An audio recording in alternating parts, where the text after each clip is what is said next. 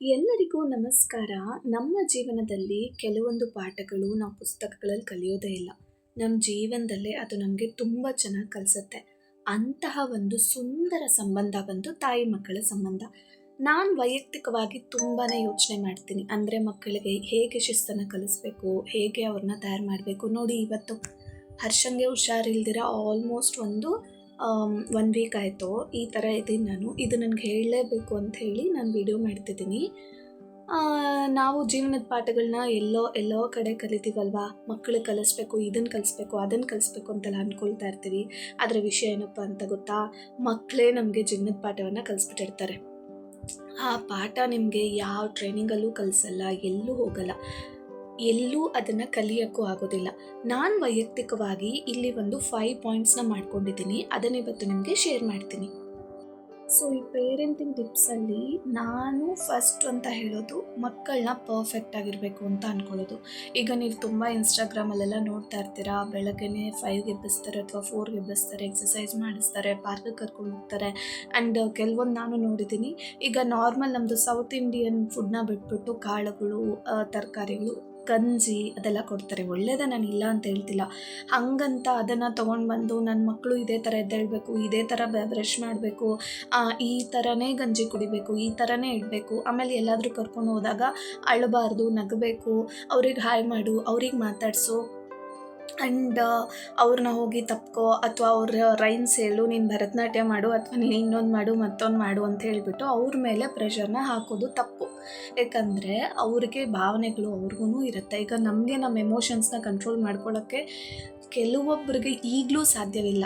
ಅರ್ಥ ಆಯ್ತಾ? ಅಂಥದ್ರಲ್ಲಿ ಅವ್ರಿಗೆ ಹೋಗ್ಬಿಟ್ಟು ಇದ್ದಕ್ಕಿದ್ದಾಗ ಅಳಬಾರ್ದು, ಇದ್ದಕ್ಕಿದ್ದಾಗ ನಗಬಾರ್ದು. ಹೌದು, ಮಕ್ಕಳು ಕೆಲವೊಂದು ಸರಿ ಕಾರಣ ಇಲ್ಲದೇ ಅಳ್ತಾರೆ. ಸಾರಿ, ಕೋಲ್ಡ್ ಆಗಿದೆ.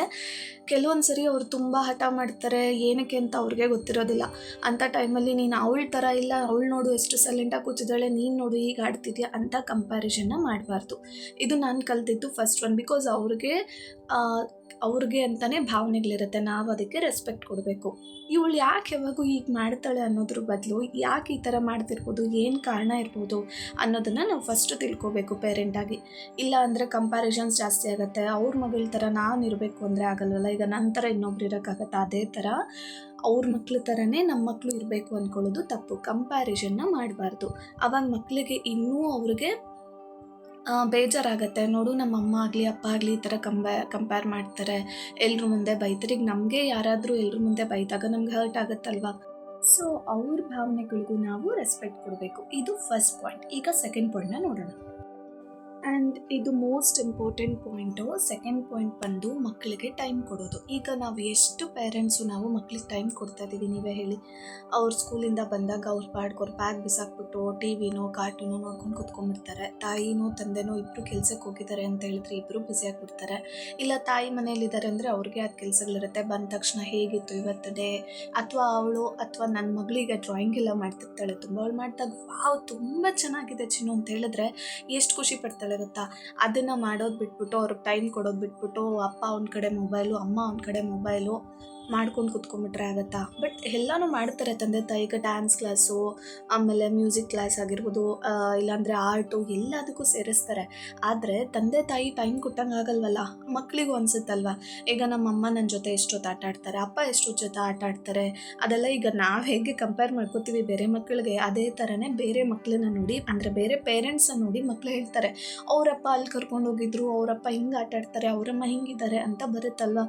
ಸೊ ಮಕ್ಕಳಿಗೆ ಟೈಮ್ ಕೊಡೋದು ತುಂಬಾ ಇಂಪಾರ್ಟೆಂಟ್. ಇದು ನನಗೆ ತುಂಬ ಅಂದರೆ ತುಂಬ ಪಾಠ ಕಲಿಸಿದೆ. ಸೊ ನಾವು ಅವ್ರಿಗೆ ಏನೇ ಹೊಸ ಬಟ್ಟೆ ಆಗಿರ್ಬೋದು, ಎಷ್ಟೇ ಆಟ ಸಾಮಾನು ಏನೇ ಕೊಟ್ಟು ಏನೇ ಮಾಡಿದ್ರು, ಮಕ್ಳಿಗೆ ಟೈಮ್ ಕೊಡೋದ್ರಲ್ಲಿ ಅವ್ರಿಗಾಗೋ ಖುಷಿ ಇದೆಯಲ್ಲ, ಅದು ಬೇರೆ ಕಡೆ ಎಲ್ಲೂ ಆಗೋದಿಲ್ಲ. ಬೇರೆ ವಸ್ತುಗಳಿಂದ ಆಗಲಿ ಎಲ್ಲನ ಕರ್ಕೊಂಡು ಹೋದಾಗೂ ಅವ್ರಷ್ಟು ಖುಷಿ ಪಡೋದಿಲ್ಲ. ಮಕ್ಕಳ ಜೊತೆ ಕೂತ್ಕೊಂಡು ಅವ್ರಿಗೆ ಟೈಮ್ ಕೊಡಬೇಕು. ದಿನ ಎಲ್ಲ ಅವ್ರ ಜೊತೆ ಕೂತ್ಕೊಂತ ಹೇಳಲ್ಲ, ಯಾರಿಗೂ ಆಗಲ್ಲ ಆ ಥರ ಕೂತ್ಕೊಳ್ಳೋಕ್ಕೆ. ಅವ್ರಿಗೆ ಬೇರೆ ಕೆಲಸಗಳಿರುತ್ತೆ. ಬೇರೆ ಎಲ್ಲದಕ್ಕೂ ಟೈಮ್ ಕೊಡೋ ಹಾಗೆ ಮಕ್ಕಳಿಗೂ ಟೈಮ್ ಕೊಡಬೇಕು. ಇದು ಸೆಕೆಂಡ್ ಪಾಯಿಂಟ್. ಇನ್ನು ಥರ್ಡ್ ಪಾಯಿಂಟ್ ಬಂದು, ಮಗು ಈಗ ಸುಮ್ಮನೆ ಅಳುತ್ತೆ. ಫಾರ್ ಎಕ್ಸಾಂಪಲ್, ಈಗ ನಾನು ನನ್ನ ಮಗಳನ್ನ ವಿಶಾಲ್ ಮಾರ್ಟ್ಗೆ ಕರ್ಕೊಂಡೋದೆ. ಅಲ್ಲಿ ಇವಳು ಪ್ರತಿ ಸರಿ ನಾನು ಯಾವಾಗಾದರೂ ಹೋಗ್ತೀನಿ ಅಷ್ಟೇ, ಹೋದಾಗೆಲ್ಲ ಏನಾದರೂ ಒಂದು ಕೇಳ್ತಾಳೆ, ಅದನ್ನು ತೊಗೊಂಡು ಬಂದಿದ್ದ ದಿನವೇ ಅವಳು ಹಾಳು ಮಾಡಿಬಿಡ್ತಾಳೆ. ಆವಾಗ ನನಗನ್ಸುತ್ತೆ, ಸುಮ್ಮನೆ ನಾನು 500 ರೂಪಾಯಿ 300 ರೂಪಾಯಿ ಕೊಟ್ಟು ನಾನು ತೊಗೊಂಡು ಬಂದೆ, ಇವಳು ಈ ಥರ ಹಾಳು ಮಾಡಿದ್ಲು ಅಂತ. ಆದರೆ ಮಕ್ಕಳಿಗೆ ಅದು ಗೊತ್ತಿರೋದಿಲ್ವಲ್ಲ, ಇದು 200 ರುಪೀಸಾ, ಇದು 500 ರುಪೀಸಾ ಅಂತ ಗೊತ್ತಿರೋದಿಲ್ಲ. ಅವ್ರು ಅದನ್ನು ಜಸ್ಟ್ ಒಂದು ಆಟ ಸಾಮಾನು ಥರ ಅಂದ್ಕೊಳ್ತಾರೆ. ಅದನ್ನು ಬಂದುಬಿಟ್ಟು ನೀನು ಯಾವಾಗಲೂ ಹಿಂಗೆ ಅಂತ ಹೊಡೆಯೋದು, ನೀನು ಯಾವಾಗೂ ಹಿಂಗೆ ಮಾಡ್ತೀಯ ಅಂತ ಬೈಯೋದು. ಅದ್ರ ಬದಲು ನೋಡಮ್ಮ, ಇದ್ರ ವ್ಯಾಲ್ಯೂ ಈ ಥರ ಇದೆ, ನೀನು ಈ ಥರ ಯೂಸ್ ಮಾಡಬೇಕು, ನೀನು ಈ ಥರ ಇಟ್ಕೊಂಡ್ರೆ ನೆಕ್ಸ್ಟ್ ಟೈಮ್ ಕೊಡಿಸ್ತೀನಿ ಅಂತಾದರೂ ಹೇಳಬೇಕು. ಆಮೇಲೆ ಅವಳು ಅಷ್ಟೇ, ಇದನ್ನು ನಾನು ಕಲಿಯೋದಕ್ಕೇ ಆಲ್ಮೋಸ್ಟ್ ಈಗಳು 6 ಇಯರ್ಸ್ ಆಯಿತಾ.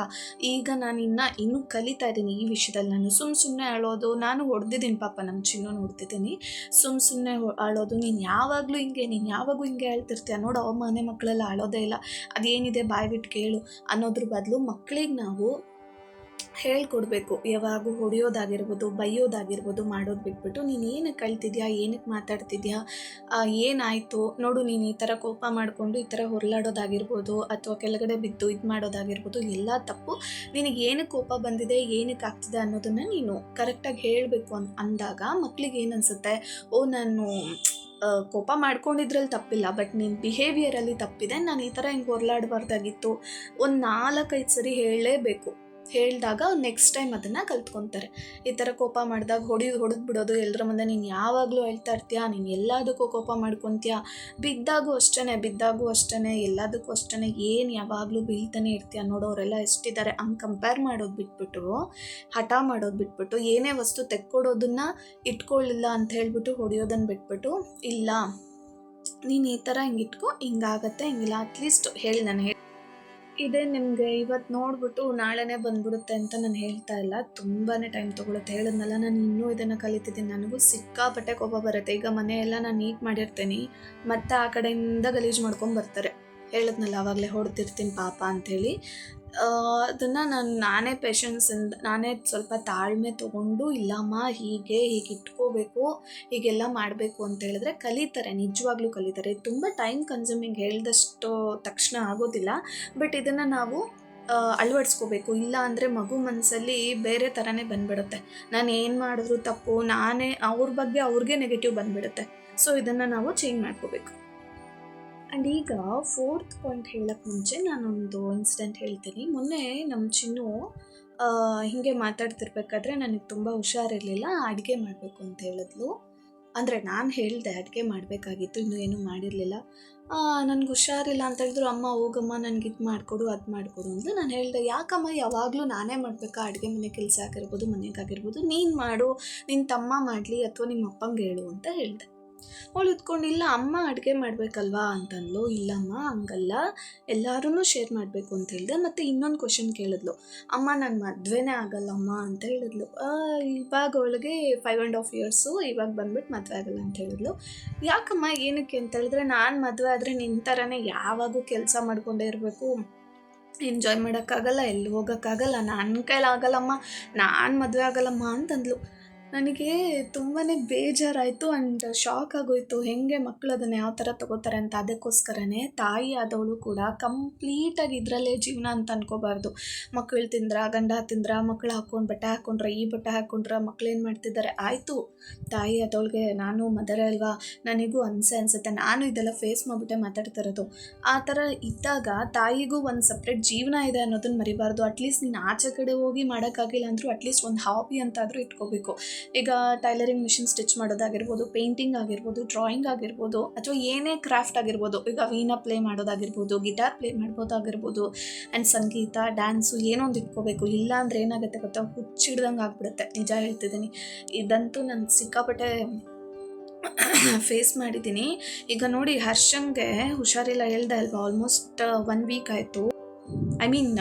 ಡೇ ಆ್ಯಂಡ್ ನೈಟ್ ಸಫರ್ ಆಗ್ತಿದ್ದೀನಿ. ಡೇನೂ ನೋಡ್ಕೋಬೇಕು, ನೈಟು ನೋಡ್ಕೋಬೇಕು. ಅವ್ನು ಮಲ್ಕೊಂಡಾಗ ನನಗೆ ನಿದ್ದೆ ಬರಲ್ಲ, ಬೇರೆ ಕೆಲಸ.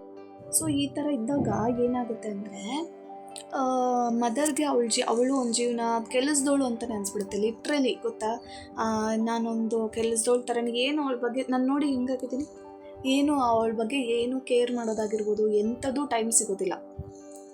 ಸೊ ಮದರ್ ಅನ್ನೋಳು, ಇದು ಕೂಡ ಪೇರೆಂಟಿಂಗ್ ಟಿಪ್ಪು ನನ್ನ ಕೇಳಿದ್ರೆ, ಇದರಲ್ಲಿ ಮದರ್ ಏನಕ್ಕೆ ಇನ್ಕ್ಲೂಡ್ ಮಾಡ್ತಿದ್ದೀರಾ ಅಂತ ನೀವು ಕೇಳ್ಬೋದು.